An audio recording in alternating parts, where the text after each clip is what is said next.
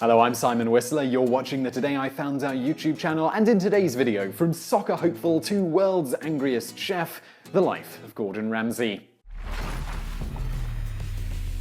Thanks mostly to his famously explosive temper and natural affinity for the culinary arts, Gordon Ramsay has become a household name in the States as well as his native Britain.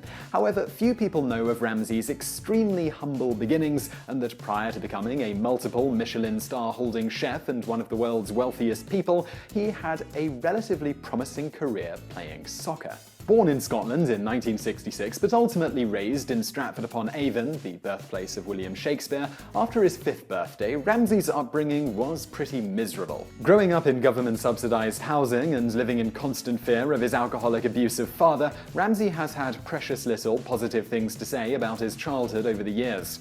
His father, along with being violently alcoholic, was also a noted womanizer who struggled to hold down a job, leading to Ramsay noting that there were occasions in his childhood he simply went without food when his dad did a runner, leaving his family with no money and nothing to eat. Before moving on to something less depressing, it's also worth noting that Ramsay's father was also named Gordon, and the chef has claimed that he still, to this day, gets letters from debt collectors and people his dad owed money to asking him to pay up, despite the fact that his father died in 1997. One positive outlet Ramsay had in his youth was soccer, something he became incredibly proficient at, being scouted to play for his county at age 12. Playing for the under-14s team. Despite his talent at the game, Ramsay's aggressive playing style saw him frequently succumb to injuries, leading him to later note that his soccer career was doomed from the start. Despite his injuries, he was nonetheless scouted by the Scottish team he'd supported as a child, Rangers FC, in 1984, as part of their youth programme. The extent of Ramsay's association with the team has been the subject of much controversy, with Ramsay initially claiming in a 2002 radio interview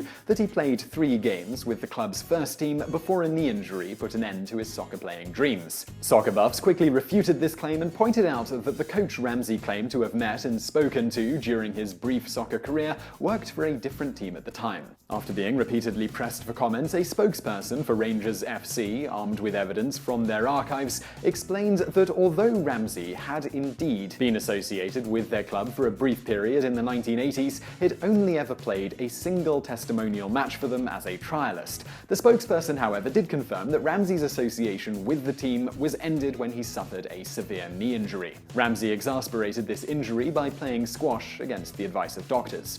When celebrities occasionally get something wrong about their own history, many tend to accuse said individual of intentionally lying. But in regards to the inconsistencies in the recollection of his soccer career, Ramsay released the following very reasonable statement, which likely is the real reason many in the public eye get such details wrong about their own pasts. Any inaccuracies regarding the details of this period can be explained by the fact that all this occurred nearly 25 years ago. The human brain and our amazingly prevalent false memories and all that. Although he never played a league match, Ramsay has remained an avid soccer fan and continues to take part in charity matches with other celebrities, in addition to running marathons, giving him what he describes as calves that feel like loaves of foie gras. A writer for The New Yorker who was invited by Gordon to feel his calves for themselves would later say that this description is inaccurate, and that the chef's calves are more akin to oversized bowling pins. His soccer dreams dashed, Ramsay turned his attention to another burgeoning love of his, cooking. Raised on a diet of cheap tinned or frozen foods as a child, Ramsay had grown to intensely dislike processed food as an adult, and it showed in his zeal for cooking. Ramsay's first cooking-related job was working part-time in a pub kitchen, a job he got thanks to his father, who had variously worked as a pub musician in the past. Ramsay eventually enrolled at North Oxfordshire Technical College in 1985, initially studying hotel management. While studying at the college, Ramsay similarly claimed to have played for a number of local soccer teams, causing another minor scandal when it turned out again that he had overstated exactly how involved he was. In regards to his decision to enroll in college, Ramsay has since explained that it was one made more out of desperation than anything else. In his own words, going into, like, sort of hotel catering was an excuse to get out of the scenario quickly. Mum and Dad were going through a divorce. I'd split up from my girlfriend, and all of a sudden, you know not a pot to piss in.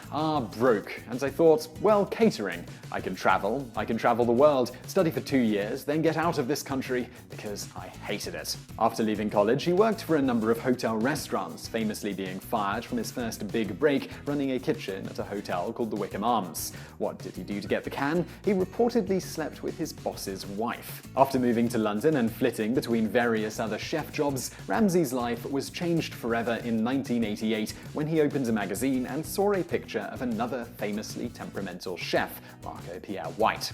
Ramsay would later recall looking at the picture of the disheveled White and saying to himself, "There's Jesus." Ramsay tracked down White, who at the time was one of the best chefs in the entire country, and somehow convinced him to give him a job at his restaurant, Harvey's. Over the next 2 years, Ramsay went from only being allowed to cut vegetables to basically running the entire kitchen, becoming an incredibly competent chef in the process. Along with teaching Ramsay almost everything about the business of cooking and being a chef, White also seems to have taught Ramsay the art of berating one's employees, infamously making Ramsay collapse into a puddle of tears.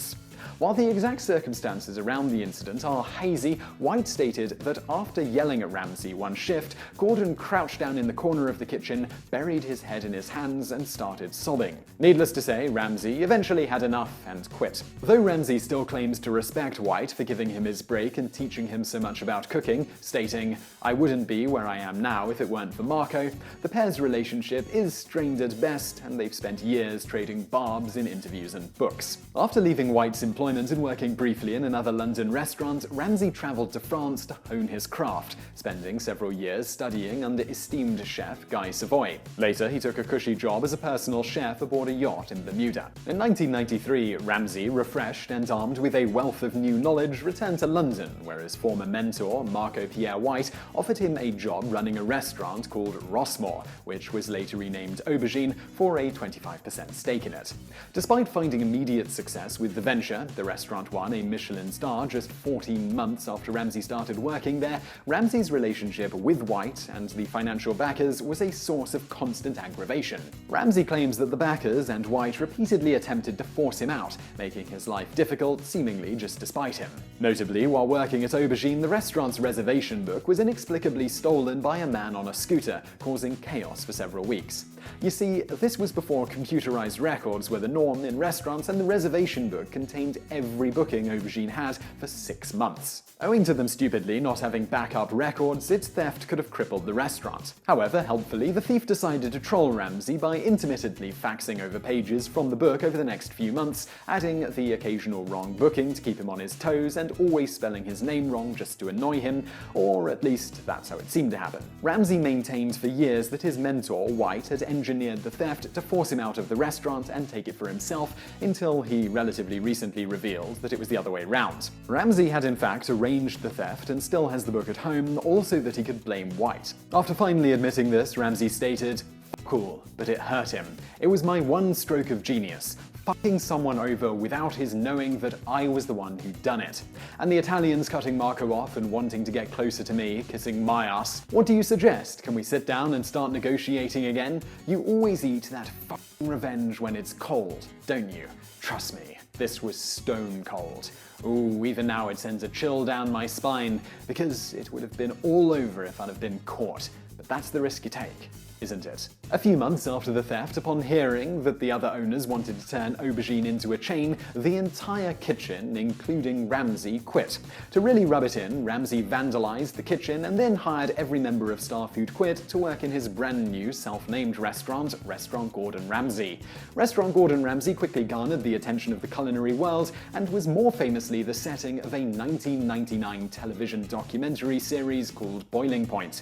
The show, which was filmed in 1998, followed Chef Ramsay's first few months running the restaurant and was an instant hit with the public due to Ramsay's now infamous temper. Unlike modern shows where Ramsay reigns in his temper, yes, the likes of Kitchen Nightmares is Gordon Ramsay being civil, Boiling Point featured Ramsay really losing it, firing staff on the spot for drinking water, physically striking them for dropping things, making them cry by yelling at them for minutes on end, and throwing kitchen equipment to the floor. Ramsay claims that prior to watching himself on Boiling Point, he was never really aware of how severely he was treating his staff, and after seeing a clip of himself berating an employee until they cried, he endeavored to try to control himself better, saying, "I looked at a clip and saw I needed controlling. I don't regret making boiling point, because that was me at that time, but I was shocked. No one had ever shown me in real life. But it was the wrong me.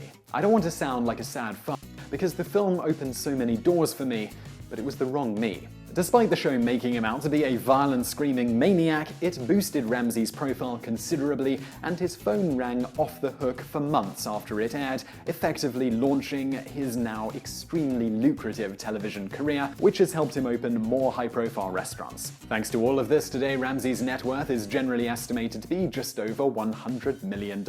He owns a dozen restaurants around the world and is considered one of Britain's, if not the world's, finest chefs. Bonus fact: Edwin Eugene Aldrin, better known as Buzz, got that nickname due to one of his older sisters, Faye Ann Aldrin, mispronouncing brother as Buzzer. Rather than call him Junior or the like, his father's name was also Edwin Eugene Aldrin. Buzzer was shortened to Buzz and became his chosen moniker for the rest of his life. In 1988, Aldrin even made it official by legally changing his first name to Buzz. Incidentally, Buzz Aldrin's mother's maiden name was Moon. So I really hope you found that video interesting. If you did, please do hit that thumbs up button below the video, and don't forget to subscribe if you haven't already. Also, over there on the right, a couple of other videos you might enjoy if you enjoyed this one, and thanks for watching.